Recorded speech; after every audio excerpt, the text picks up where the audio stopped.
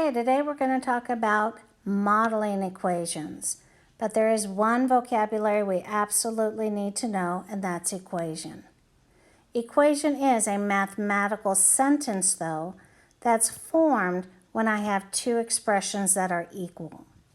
In other words, there must be an equal sign between the left and the right expressions. And if you look at my example here, 4 plus 2 is 6, 6 times 3 is 18, and I can see that 36 divided by 2 is also 18. They might look different, but they're definitely equal. And since there is an equal sign, that makes it an equation. Well, today we're going to look at how to actually model these equations. And we're going to use something like a balance or a scale. And you know, when I've got a scale, it's going to be actually equal. The left and the right have to be equal to each other in order to stay balanced. So I've got some rocks and I have some crates here. And we need to find out how many rocks might be in those crates that we can't see. Well, when I'm trying to keep things balanced, the left and the right to be exactly the same, the first thing I'm going to do is actually look at how to eliminate, and I'm going to eliminate equal amounts of the crates on both sides first. I can only pick up things that I know are exactly the same. So I'm going to take one crate off the left and one crate off the right. I can't take two crates off the left because I don't have two on the right. Now that I've eliminated all the crates that they have that's the same, I'm going to now think about taking off equal amounts of rocks that are in common from both sides. In other words, again, how many they have that are the same. So if I look at it, I can see I can take 3, 6, 8 rocks off the left, and I can take 4, 8 off the right. And that should keep everything balanced because I took off the exact same amount on both sides. Now, when I'm left, I only have one crate on the left side, only one, and I can see that on the right side, I have 4 rocks remaining. So I know that one crate actually has the same 4 rocks inside because they are equal. Let's try that again. I do have that nice even scale, so everything is exactly the same on the left and the right. They might look different, but they equal or weigh the same. That's why that little equal sign's down there. And now let's go ahead and see what we can lift off of both sides to keep it balanced. Let's start with those crates again. Well, I only have one crate on the left, so that means I can only get rid of one crate on the right. That's all that they have that's the same.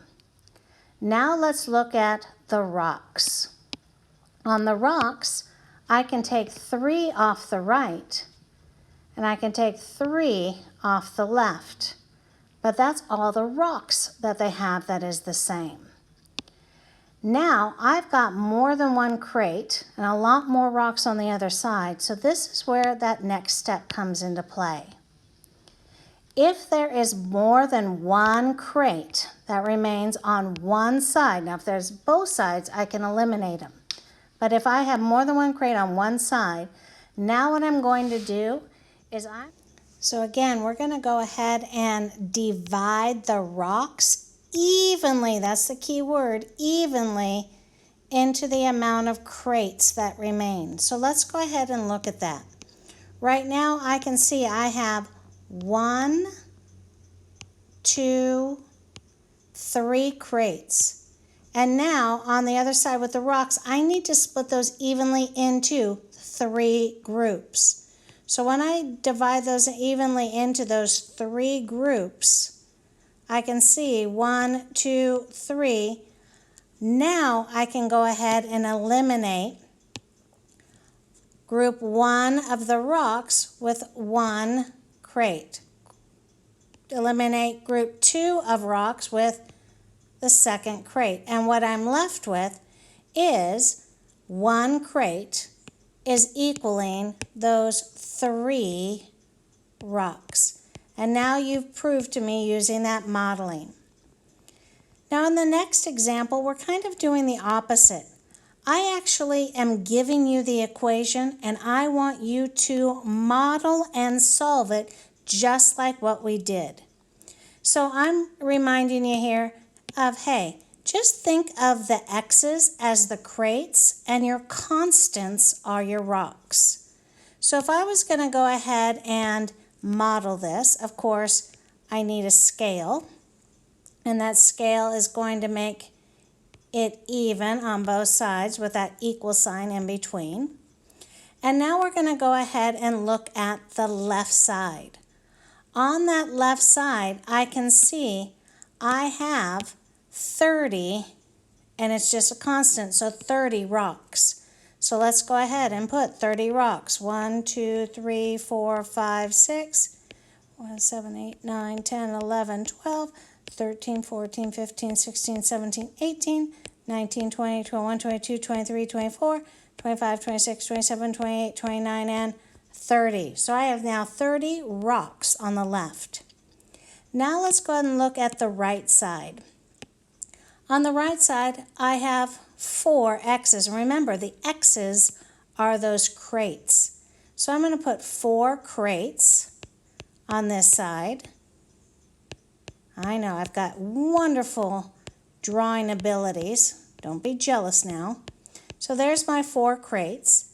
And then I can see from there I have 6 constants or 6 rocks. So let's put those 6 rocks over here. And now that is showing the diagram of my equation. And now we're going to solve like we did above, trying to eliminate the crates first. Well, I can't eliminate any crates because they're only on that right side.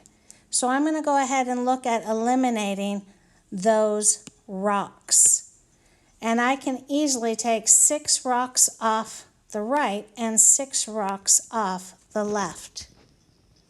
Now I only have crates on one side, rocks on the other, and that's where we're going to go ahead and split those. Notice I've got 1, 2, 3, 4 crates, and now let's split those in evenly into 4 groups. And the way I drew it, just so happens, it is evenly split into 1, 2, 3, 4 groups. And now let's go ahead and eliminate group 1 with crate 1, group 2 with crate 2, group 3 with crate 3, leaving me with 1 crate equaling 6 rocks. Or in other words, again, those crates are x's, x equals 6. And there is my answer. So this is the beginning part of our modeling. Bring any questions with you to class, and I will see you.